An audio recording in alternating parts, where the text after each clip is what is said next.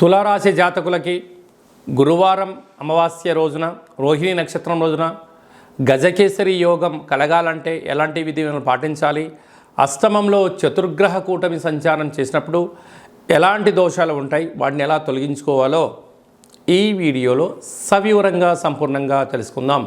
తులారాశిలో ఏ నక్షత్రాలు వస్తాయనగా చిత్తా నక్షత్రంలోని 3వ పాదం, 4వ పాదం, స్వాతి నక్షత్రంలోని 4 పాదాలు, విశాఖ నక్షత్రంలోని 1, 2, 3 పాదములు కలిపితే తులారాశి.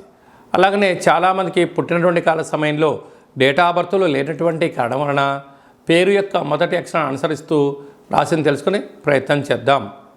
టో విశేషమైనటువంటి ఈ తులారాశి జాతకులకు ఈ అక్షరాలు ఏదో మరొకసారి పరిశీలన చేద్దాం. రా, రీ, శ్రీ, రు, రే, రో, తా, తి, తు, తే అక్షరాల వారితో తులారాశి జాతకులే. తులారాశి యొక్క అధిపతి శుక్ర భగవానుడు. వీరికి పంచమ స్థానంలో శని భగవానుడు స్వక్షేత్రకంగా ఉండడం వలన వృత్తులలో, ఉద్యోగాల్లో, వ్యాపారాల్లో ఆశించినంత విజయం ఈ సొంతమవుతుంది. కాకపోతే వీరు చాలా సున్నితమైన స్వభావం కలిగినటువంటి వ్యక్తులు కనుక నూతనంగా వివాహమైన వారికి సంతాన యోగము, పిల్లల యొక్క చదువులు, పిల్లల యొక్క అభివృద్ధి అన్నింటా విజయం ఈ సొంతం కాబోతుందని చెప్పి గమనించాలి. 6వ స్థానంలో రాహు సంచారం చేయడం వలన వృత్తులలో, ఉద్యోగాల్లో, వ్యాపారాల్లో ప్రమాదాలు పొంచి ఉన్నాయి. వీలైనంత వరకు మీ జన్మ నక్షత్రం రోజున అష్టమి, పూర్ణిమ, అమావాస్య తిథుల యందున మీరు ప్రశాంతంగా ఉండడం, దైవనామస్మరణ చేసుకోవడం, మీ జన్మ నక్షత్ర వృక్షాలకు నీళ్లు పోసుకోవడం వల్ల చాలా మంచి కాలం ఉంటుందని చెప్పి గమనించాలి. అలా అనేక అలాంటి ఇబ్బందులు ఉన్నట్లయితే మీరు ఎంత బరువు అయితే ఉంటారో అంత బరువు కలిగినటువంటి ఉప్పును తులాభారంగా చేసుకొని ఆ ఉప్పునంతా నీటిలో పోసి వాటిని బాగా కరిగించి మహాదేవుడికి పాశుపత మృత్యుంజయ రుద్ర కార్యక్రమాన్ని ఎప్పుడైతే చేసుకుంటామో రుణ సమస్యలు, రోగ సమస్యలు, కోర్టు సమస్యలు, నరదృష్టి యొక్క ప్రభావాలు, కారాగార ప్రాప్తి తొలగిపోతాయని చెప్పి గమనించగలగాలి. 7వ స్థానంలో 7వ స్థానంలో కుజుడు సంచారం చేయడం వలన వివాహ ప్రయత్నాలు కలిసి రావడం, ప్రేమికుల మధ్య సయోధ్య ఉండడం, అదే కాకుండా ఇద్దరి యొక్క అభిప్రాయాలు ఏకమవ్వడం వలన రాబోయే కాలంలో వివాహ ప్రయత్నాలు కలిసి వచ్చే పరిస్థితి ఉంటుంది.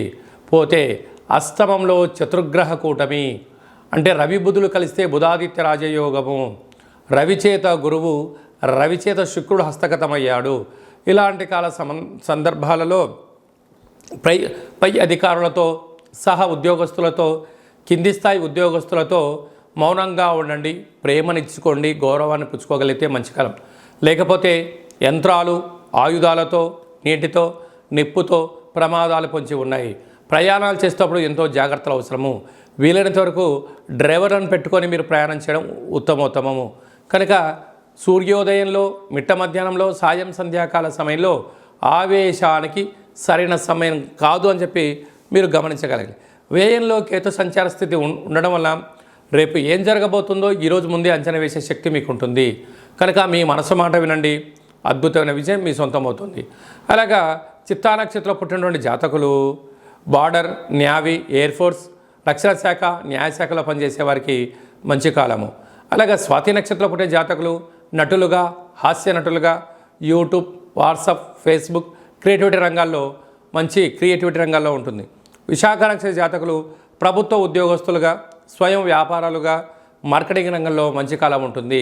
కనుక ఇటు గజకేసరి యోగం కావాలన్నా, అష్టమంలో చతుర్గ్రహ కూటమి దోషం తొలగిపోవాలన్నట్లయితే కాళభైరవ స్వామి యొక్క స్మరణ, కాళభైరవ స్వామి యొక్క సౌభాగ్య ముడుపు, కాళభైరవ స్వామి హోమ కార్యక్రమంలో పాల్గొన్నట్లయితే మీకు ఎలాంటి ఇబ్బందులు లేవని చెప్పి గమనించాలి.